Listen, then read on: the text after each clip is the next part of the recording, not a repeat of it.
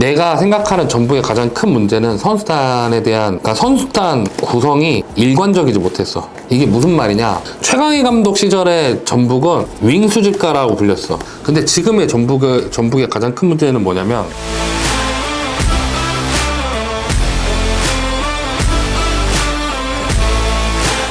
스냅앤 스포츠 장동입니다. 전북 현대와 박지성 디렉터가 동행을 마무리 지었습니다. 신임 디렉터는 전 벤투호 코치이자 클린스만호 코치였던 마이클 김 코치가 테크니컬 디렉터로 선임이 되었습니다. 박지성 시대는 성공일까요? 실패일까요? 박지성 디렉터가 전북과 처음 연결된 것은 2021 시즌 초 전북 현대 어드바이저, 즉 기술 고문으로 임명되면서부터입니다. 모라이스 감독이 K리그 우승을 거뒀지만 전북답지 못하다는 평이 팽배했고, 최강희 감독이 만들어 온 전북의 철학적으로도 새로운 패러다임이 필요하다는 인식하에 선임이 된 거였죠. 전북의 입장에서도 야심차게 외국인 감독인 모라이스 감독을 데려오면서 또 다른 전북의 문화를 만들어 보려고 했지만, 우승을 해도 팬들의 분노는 커져갈 만큼 모라이스 체제의 전북은 색채가 굉장히 희미했습니다. 그래서 김상식 감독을 선임한 이유도 김상식 감독이 최강희 감독의 전북 강호 시대 시작을 알리는 영입이었고, 지도자 생활도 최강희 감독 밑에서 해왔던 데다가 실질적인 전술을 맡고 있다 할 정도로 구단이나 팬들에게도 당시 신임이 있었기 때문에 최강희 시절 전북을 돌려놓을 적임자라고 판단을 했겠죠.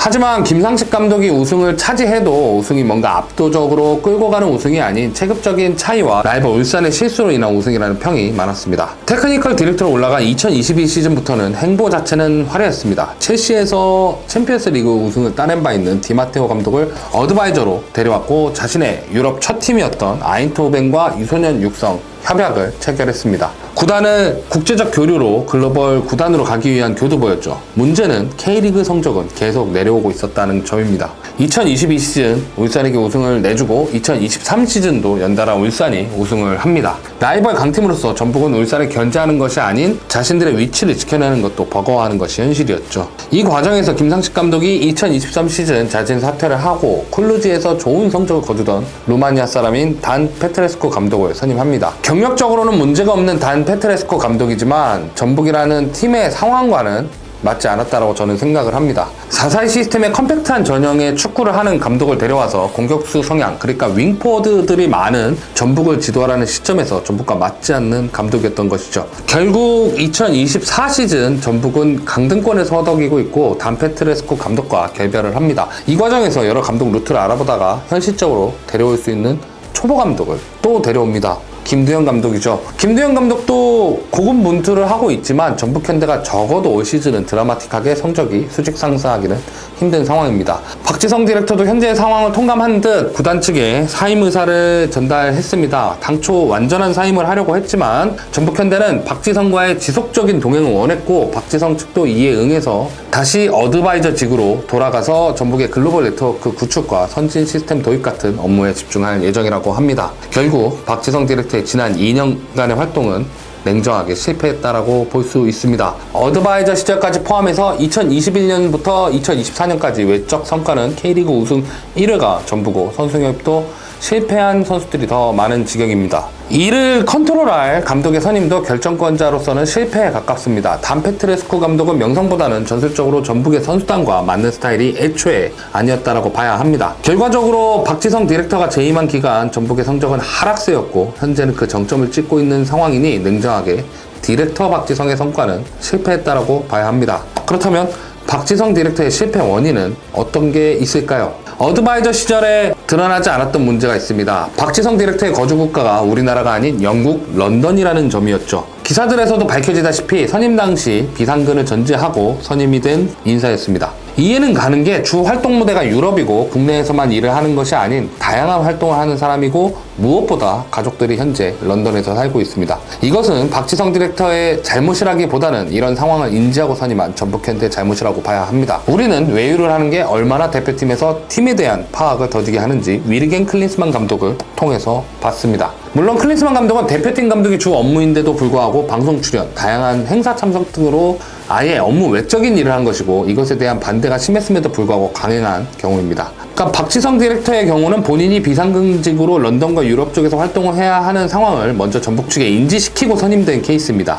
어드바이저 시절에는 구단의 시스템과 유소년 육성 관련 그리고 구단에 도움이 될 수 있는 인사의 추천이었기 때문에 드러나지 않았던 문제가 팀에 직접적인 관여를 해야 하는 테크니컬 디렉터 자리에서는 문제가 생길 수밖에 없습니다. 대표팀은 1년에 12경기 정도를 치르지만 K리그는 리그만 38경기, 코리아컵과 아시아 챔피언스 리그를 더하면 50에서 60경기가 지속됩니다. 팀에서 더 밀착해서 상황을 분석하고 해결책을 찾아야 하는 상황에서 무리한 선임이었다는 것이 제가 생각하는 실패한 부분입니다. 전북 현대가 어떤 부분에서는 국제적인 밸류를 키워서 더 명문구단으로 도약하고자 하는 의미의 선택이었겠지만 프로구단으로서 성적도 무시할 수 없는 부분이라는 점을 잊은 거죠. 결국 전북 현대와 박지성이 모두 상처를 받을 수밖에 없는 성적표를 받아들 수밖에 없었고 오히려 현재 박지성과 전북 모두 윈윈할 수 있는 자리인 어드바이저로 인연을 이어갑니다.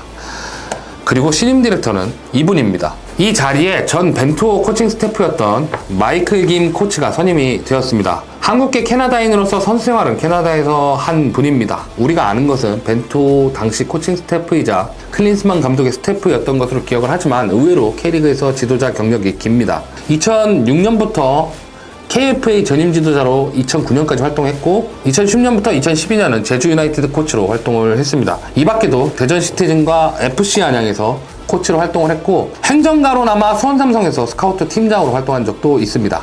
이후 대표팀에서 5년 정도 코치로 활약을 하다가 전북현대 테크니컬 디렉터로 K리그 현장에 복귀를 한 것이죠. 물론 그 사이에 임시감독 수석 코치를 맡기도 했습니다. 전북현대도 마이크 김 디렉터를 선임하면서 전력 강화실을 신설하고 그 수장으로 낙점을 하면서 체질 개선에 나섰고 구단 프로세스 및 데이터 사이언스를 활용한 경험이 있는 마이크 김 디렉터에게 그 초석을 다질 수 있는 지원을 할 것으로 보입니다. 어떻게 보면 현재 전북에는 더 적합한 인물 상이자 박지성 어드바이저와의 연계도 잘 될 수 있는 사람입니다. 행정가로서 경력도 화려하기 때문이죠. 한일 월드컵 당시 경기국 국제 담당관을 2년간 맡았고 EAFC 경기국 경력과 맨체스터 유나이티드 아시아 컨설턴트를 맡기도 했을 정도로 국제적 감각이 있으면서 축구를 이해하고 있는 행정가로도 유명한 인사입니다. 게다가 코치로서 성인 대표팀에서 국제적 감각을 가진 코칭 스태프들이 어떤 시스템을 짜는지 기록하고 분석하는 역할을 맡았고 역할적으로도 피지컬 분야를 아우를 수 있는 인물인데다가 단순한 경기 출신이 아닌 행정일을 오랜 기간 경험했던 부분이 현재 정체되어 있는 전북 현대의 상황을 빠르게 정비하고 내년을 위한 초석을 다질 수 있는 역할에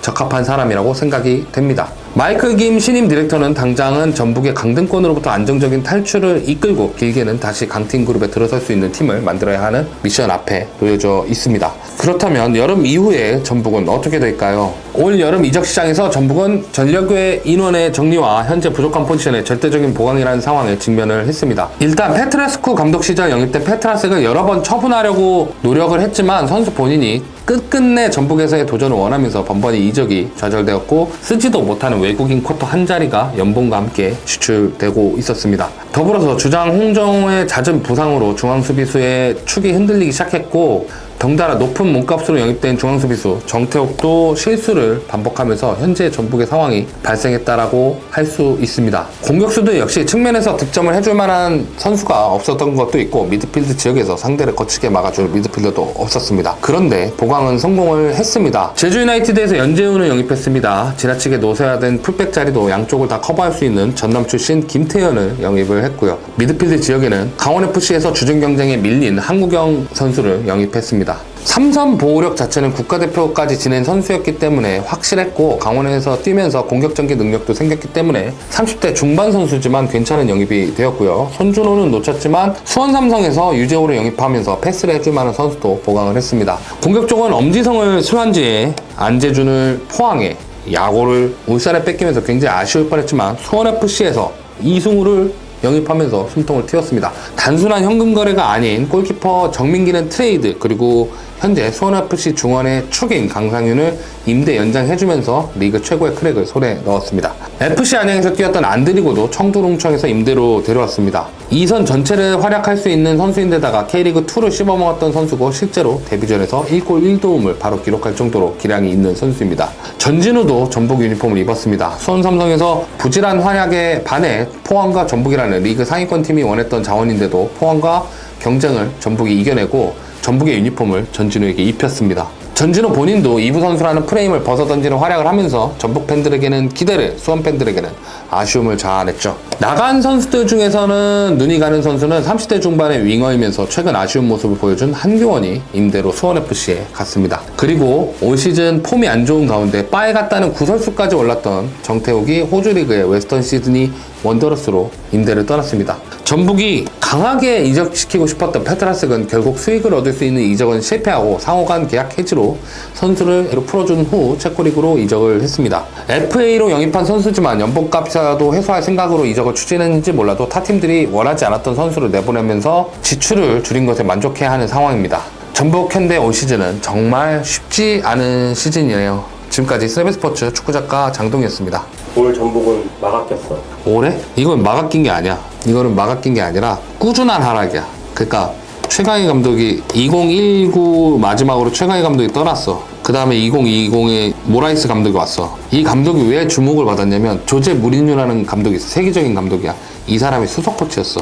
그래서 기대를 받았어. 왜냐면 모라이스 감독이 수석 코치를 할 때 뭐 무리뉴 감독이 레알 마드리드 감독이라든가 인터밀란 감독이라든가 첼시라든가 이런 거를 다 따라다닌 거야. 그러니까 그 사단이잖아. 되게 명장의 스태프니까 기대를 받았을 거 아니야. 근데 이 사람이 디테일이 좀 떨어졌던 거야. 기량이 좋고 자존심이 강한 선수들 데리고 있을 거 아니야. 근데 그 선수들에게 그런 걸 못 채워준 거지. 그런 다음에 김상식 감독을 선임했어. 이게 2022 시즌이지. 근데 김상식 감독이 이게 처음 감독을 한 거야. 한 5년 정도 코칭 스태프로 전북에서 일을 하다가 처음 감독을 한 거야. 현재는 지금 베트남 축구대표팀 감독이잖아. 근데 이 감독이 잘할 줄 알았는데 생각보다 디테일이 떨어지는 건 모라이스급으로 떨어지는 데다가 중요한 건 모라이스 감독도 몇몇 선수들하고는 불화가 있었어. 뭐 김승대, 대표적인 예로 김승대 같은 경우에도 전북이 기대를 하고 영입을 했는데 김승대를 안 쓰니까 뭐 딴 데 임대 돌리다가 나중에 포항으로 다시 돌려보냈다가 뭐 지금 대저에 뛰고 있지. 뭐 김상식 감독 같은 경우에는 선수들이랑 불화가 있었어. 그 불화를 어떻게 보면은 좀 유연하게 해결할 수 있는데 그거를 또 유연하게 해결도 못했어. 그런 것들이 겹쳐지면서 자꾸 선수들에 대한 문제가 생기고 선수단에 대한 문제가 생기고 그런 부분들이 있었는데 이게 최강희 감독 시절에는 나오지 않았던 문제였거든. 그러니까 최강희 감독 시절에 안 나왔던 문제가 지금 나온다? 그러면 둘 중 하나잖아. 선수들이 뭐 변했거나 지도자가 약하거나. 근데 지금 지도자를 2번 바꿔놨잖아. 2번 모라이스 바꿔, 아니 3번 모라이스 바꿨지, 김상식 바꿨지, 단페트레스코 감독 바꿨지. 그럼 이제 4번째니까 3번 바꾼 거잖아. 김두현 감독까지. 이 김두현 감독이 지금 13경기 중에 2경기 이겼단 말이야. 그러면 이제 지도자들 문제는 이제 견적이 나왔어. 그럼 이제 선수들이 문제잖아. 내가 생각하는 전북의 가장 큰 문제는 선수단에 대한, 그러니까 선수단 구성이 일관적이지 못했어. 이게 무슨 말이냐? 최강희 감독 시절에 전북은 윙 수집가라고 불렸어. 왜냐면 최강희 감독이 측면 자원을 엄청 뛰게 해. 소모적으로 써. 그러니까 좋은 윙 자원, 사이드 자원이 많으면 내가 2경기, 3경기 돌려서 쓰면 내 전술이 깨지지 않는 거야. 그러니까 삼선에 부수는 애들, 수비력 무조건, 스트라이커 무조건 득점력.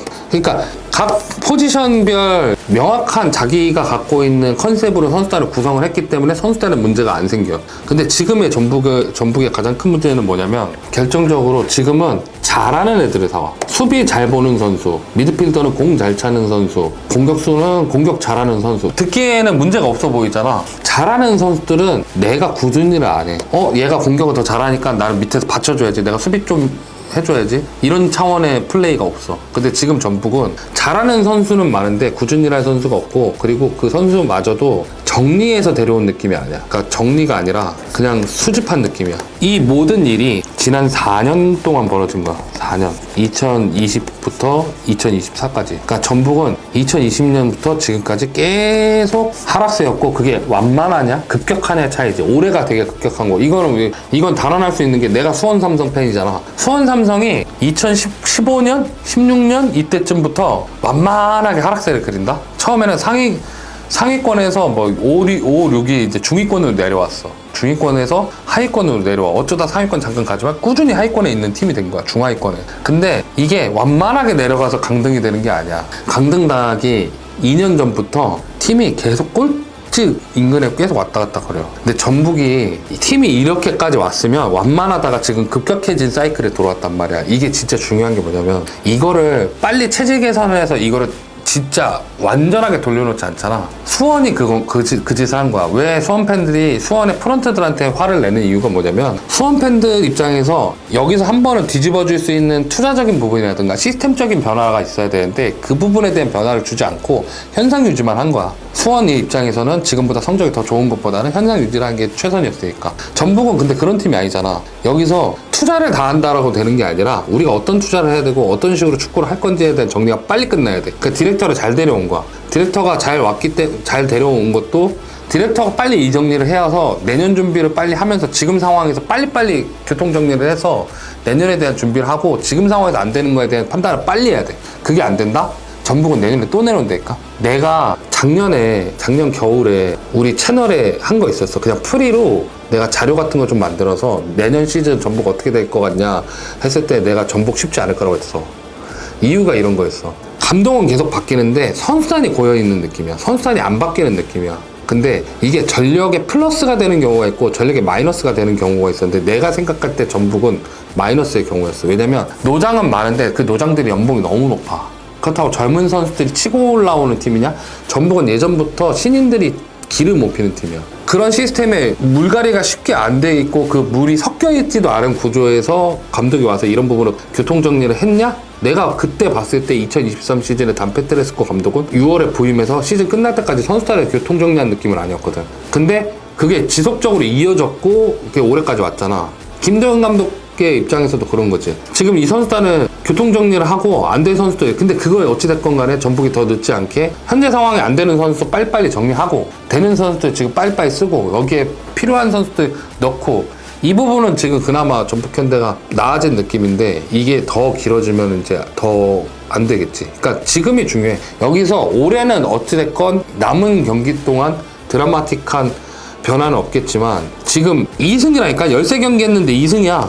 13경기 했는데 2승이야. 근데 그래 2승 할 수 있지라고 얘기할 수 있지만 2승인데 무가 많이 쌓이는 것보다 패가 많이 쌓이는 게 K리그 1은 특히 우리나라 이 팀 수의 강등이 4분의 3이 강등이 되는 거죠. 세 팀이 강등 가능성이 있으면 이 내려오는 경험은 애지간하면 안 하는 게 좋다니까. 앞으로 어떻게 할 건지를 김도현 감독한테 맡겨놓는 것도 좋지만 김도현 감독 필두로 구단 전체가 고민을 해서 앞으로의 팀 그리고 팀을 당장 2024년은 우리가 뭐 어떻게 하고 2025년에 뭘 어떻게 해서 2026년까지 뭘 어떻게 한다 이거 말고 앞으로 10년 동안 팀을 어떻게 운영하고 어떤 선수를 발굴하고 어떤 선수를 우리가 중점적으로 키워낼 것인지 이런 것들을 구상해야 되는 시기에 왔다는 거지. 나는 전북은 그동안은 선수발로 우승 많이 했고 그걸 투자한 대로 거뒀지만 이제는 그 이상을 해야 될 때가 왔다. 그렇다는 거지.